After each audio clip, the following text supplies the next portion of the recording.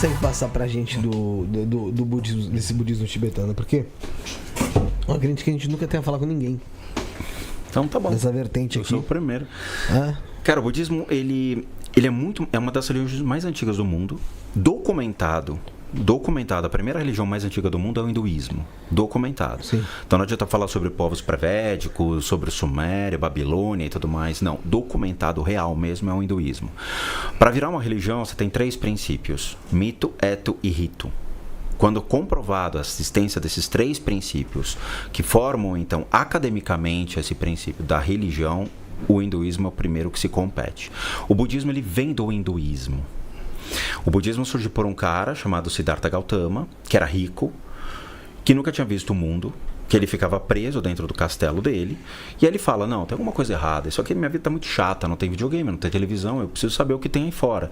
Aí ele sai e vê o sofrimento.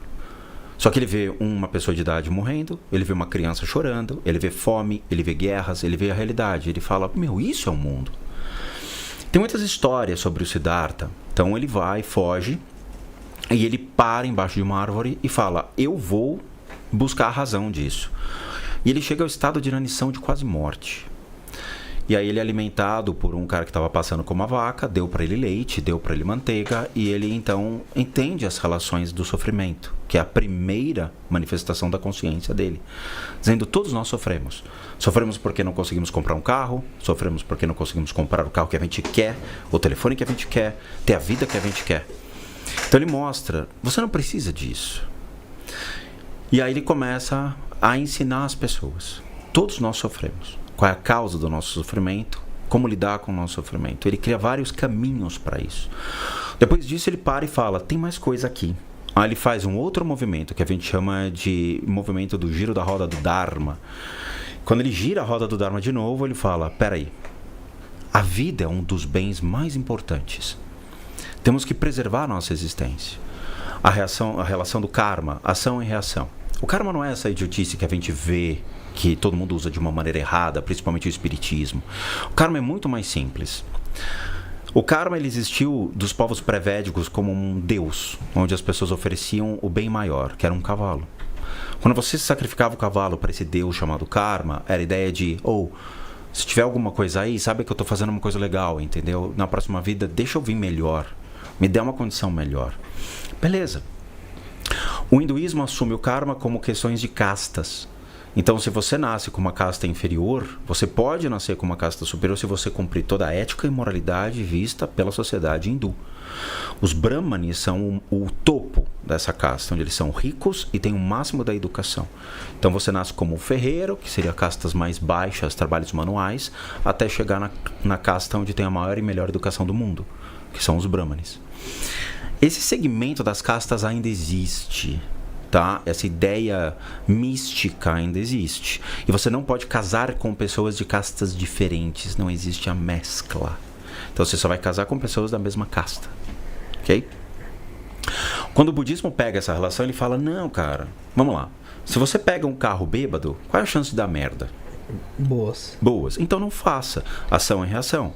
Então ele traz para um lado mais humano, mais plausível. Se você não quer arrumar briga com uma pessoa, simplesmente não esteja do lado dessa pessoa, ou entenda a relação entre você e essa pessoa para evitar brigas. Então você começa a ver uma coisa mais do dia a dia. Então, como lida com isso? E o fator da impermanência. Todo mundo vai morrer. Você vai morrer. Nós vamos morrer. Então, entender qual é a nossa relação de existência junto à humanidade. Que as coisas também não duram para sempre. E principalmente hoje, você compra um carro da meleca, cara. Vira e mexe, você tira o carro da concessionária e tá com problema um mês depois. Você fala: é impermanência. E aí, no último giro, ele cria um dos maiores erros de interpretação, visto até por algumas pessoas que passaram por aqui, que significa, então, o Tantra.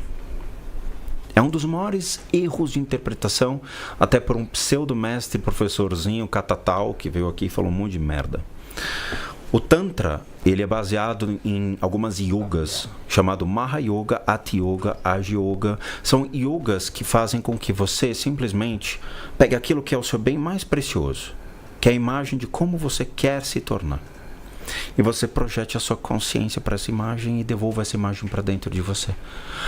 No budismo, quando origina-se a palavra Tantra, significa continuum de energia, que significa conhecimento. Quando acontecem as guerras no Oriente, há uma cisão no budismo entre Mahayana, Theravada, que divide-se então em regiões. O Mahayana vai para o norte e o Theravada vai para o sul. No sul está tendo guerras e o Theravada começa a morrer. Aí ele volta para o norte e fala, cara, me ajuda, por favor. Aí o Mahayana fala, ok, fica aqui comigo, só que você não vai se mesclar a mim. A gente vai criar uma outra ramificação, que origina-se então Vajrayana. Então esse Tantra, na verdade, é um contínuo de aprendizado, um contínuo de conhecimento dentro dos preceitos de um grupo, junto com outro grupo. Não tem putaria, não tem relação sexual, não tem nada disso. E quando eu vejo as pessoas falando... Nada, tem nada, cara. Você acha que um cara que tem 60 anos de idade e fica meditando numa montanha sozinho é um putanheiro? Claro que não, entendeu? O cara, ele saca aquela batida, descendo a montanha. Não, cara. Então você fala, peraí, é desses caras que vem a palavra Tantra. Eles não são Pac-Man, ou seja, o mundo do come-come. Tem alguma coisa errada dentro desse conceito. Tem. O Osho tem um livro muito legal chamado Semente da Mostarda. Semente da Mostarda, o Osho já abre ele falando, você é um grande idiota. Por quê? Porque quando o mundo ele tem uma cisão entre o Oriente e o Ocidente, essa cisão é uma cisão comercial e religiosa também. O Oriente ele fica extremamente religioso e o Ocidente fica extremamente rico. Só que esse mundo rico, ele perdeu a fé. A fé dele é o dinheiro. E o outro, ele perdeu o dinheiro.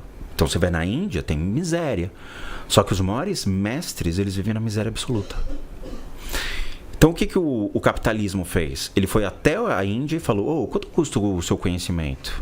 Você acha que o cara ia prostituir o ensinamento dele? De jeito nenhum. Falou, mano, me dá tanto aí, eu te ensino algumas coisas. Aí o cara vem pra cá e prostitui, monta escola esotérica prostituindo esses ensinamentos. Tantra não tem nada disso. Tantra é somente uma projeção de consciência. Quer um exemplo? Vou te dar. Siddhartha Gautama, real existência dele, teve 2 amigos. O Samantabhadra, que foi um amigo real dele, e Manjurish.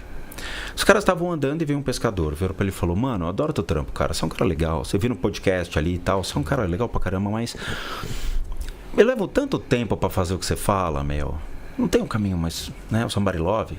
Aí o Siddhartha olhou e falou, tem razão. Aí ele vira pro Samantabhadra e falou, cria um negócio aí pra esse cara. Ele falou, tá bom, o que você quer? Eu quero uma prática pra aliviar meu karma. Beleza, eu vou criar pra você. E ele cria uma prática específica para o alívio de karma com uma figura criada pela mente dele, onde ele coloca objetos de ouro, objetos de prata, objetos de relíquia e tudo mais e fala, você vai fazer um mantra e toda vez que você fizer esse mantra você vai se autovisualizar como essa figura. Por quê? Porque como você quer ser.